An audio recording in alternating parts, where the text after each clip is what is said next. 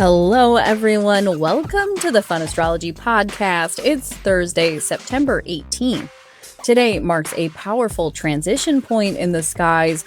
Mercury is shifting out of Virgo and into Libra.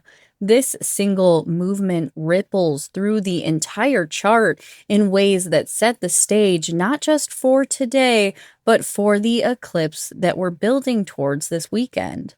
So let's start with Mercury. For the last several weeks, Mercury has been at home in Virgo. It's exalted, its strongest expression. This has been a time of editing, perfecting, analyzing, and double-checking the details. Maybe you felt it as a season of problem-solving or cleaning things up in your life. But as of today, Mercury crosses into Libra, and with that, the tone changes. We move from precision to partnership, from analyzing every piece to thinking in terms of balance, dialogue, and harmony. Mercury in Libra asks, how can my words and my thoughts create connection? Where do I need to consider another perspective, not just my own? Now, here's where the rulership dynamics get a little interesting. Mercury, the planet of communication, is now answering to Venus, but Venus herself is in the final degrees of Leo, preparing to cross into Virgo tomorrow. So for this one day, the sun in Virgo is essentially in the middle of this handoff. It rules Venus in Leo. Venus is about to enter into mutual reception with Mercury once Venus moves into Virgo. This is a delicate moment, like a set of scales being passed from one hand to another. It's very eclipse season energy. We're between what was and what's about to be. And that brings us into the big structure in the sky, the grand air trine and the kite. With Mercury freshly in Libra, it connects by trine to Uranus in Gemini and Pluto in Aquarius. That's a wide open current of insight and breakthrough thinking.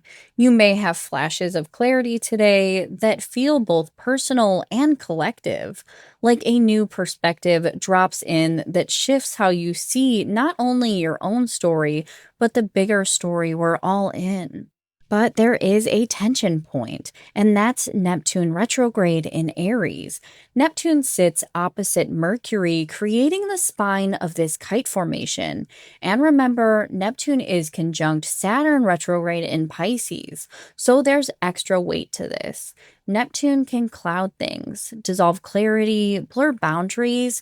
It can inspire visions that feel transcendent, or it can pull us into confusion and wishful thinking. The opposition to Mercury is like standing at the crossroads of truth versus illusion. Are the insights coming through grounded, or are they distorted of what we want to see? This is the work of today, holding that balance. And as another piece to the puzzle, the moon is in Leo all day and makes no aspects. So emotionally, we get a backdrop of consistent fire energy, expressive, creative, steady. It's almost like the stage lights are on, but the real action is happening behind the scenes with Mercury, Neptune, and that kite formation. The moon says, be bold, express yourself, stay in your center, but also don't get too distracted. And we can't forget that we're in the thick of eclipse season. The Virgo sun is heading towards Sunday's new moon solar eclipse at the very last degree of Virgo. That's a new beginning tied to closure energy, a final sweep of purification.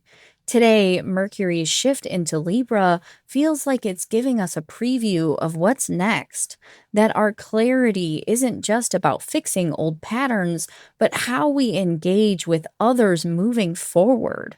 So, what do we do with this? Mercury in Libra invites us to listen as much as we speak, to be willing to negotiate, to find fairness, but without losing our clarity. Use that grand trine energy. If breakthroughs come in, write them down, capture the inspiration. but also check with them against Neptune's mist. Ask yourself, is this vision grounded? Will it stand in the light of day? And as Venus gets ready to cross into Virgo tomorrow, there's a sense of anticipation in the air, like the pieces of a puzzle are almost about to click into place. For now, sit with the scales in your hand. What needs balancing in your conversations, your relationships, and your own inner dialogue? Because Mercury settles into Libra and it's going to guide us through those questions all the way through the rest of eclipse season.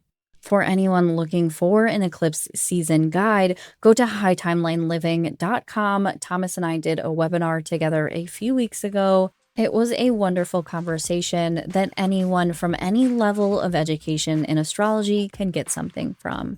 Thomas will be back with you tomorrow, and I will be back with you next week. Until then, much love. Talk soon.